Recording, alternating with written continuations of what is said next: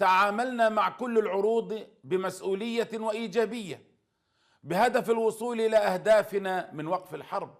وقد تسلمنا قبل يومين مقترحا من الإخوة الوسطاء في مصر وقطر، تعاملنا معه بإيجابية ووافقنا عليه، ونأمل ألا يعطله الاحتلال أو أن يجهض جهود الوسطاء. ثم استجبنا لاحقا لمقترح الإخوة المصريين بتشكيل لجنة إسناد مجتمعي لإدارة قطاع غزة تتحمل مسؤولية القطاع كاملا في كل المجالات، وتتشكل من شخصيات وطنية مستقلة، وأن يتسلموا عملهم بدءا من لحظة الاتفاق لنقطع الطريق أمام أي دعاية يمارسها العدو.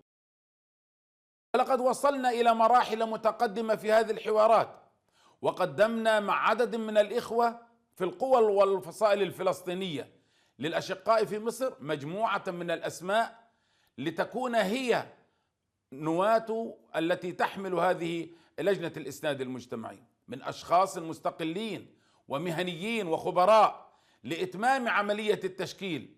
وإننا نأمل من الأشقاء في مصر أن يتمكنوا من الإسراع في تشكيلها بعدما أخذوا تفويضا ودعما عربيا وإسلاميا لها. ونقول بصراحة لمن يراهن أن حماس وفصائل المقاومة يمكن أن تتخلى عن مسؤولياتها أو تسلم شعبنا وأهلنا لمصير مجهول يتحكم فيه الاحتلال وفق ما يريد، نقول لهم أنتم واهمون.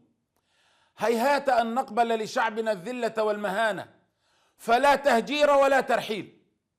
أما سلاح المقاومة فهو خط أحمر، وهو مرتبط بوجود الاحتلال وقيام الدولة الفلسطينية المستقلة.